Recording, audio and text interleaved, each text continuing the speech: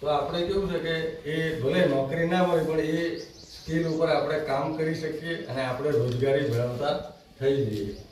એટલે આપણે બેન પાસે વધારે પ્રેક્ટિકલ શીખવાનો આગ્રહ રાખવાનો.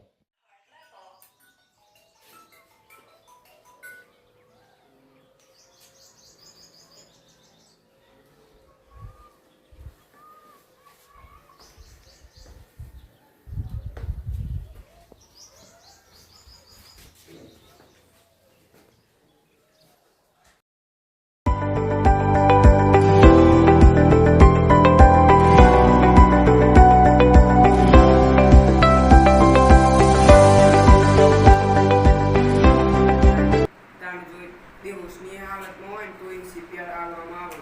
જો એ જાણે કે આપણે જેમ ઉદાહરણ તરીકે લઈએ ને તો એને ના આપવામાં આવે તો એનું હૃદય ચાલુ હોય એટલે એને CPR ના આવે. 1 મિનિટમાં જે વ્યક્તિ હોય ને બેહોશ છે તો એને 1 મિનિટમાં એને 100 વખત CPR આપવામાં આવે છે. 100 વખત પમ્પિંગ કરી અને 2 વખત માઉથ ટુ માઉથ એને બ્રીથિંગ આપવામાં આવે છે. અને એ વસ્તુ જો એમ્બ્યુલન્સ તો સારવાર જે કરતા હોય એ ના હોય ડૉક્ટર ત્યાં એ વસ્તુ કરવામાં આવે છે. એક્ઝેક્ટ 2 ફેફડાની વચ્ચે હોય સર તો જ ગ્રીન લાઇટ થશે. એમને રિયલ પ્રેક્ટિકલ આ રીતે કરાવડાવે.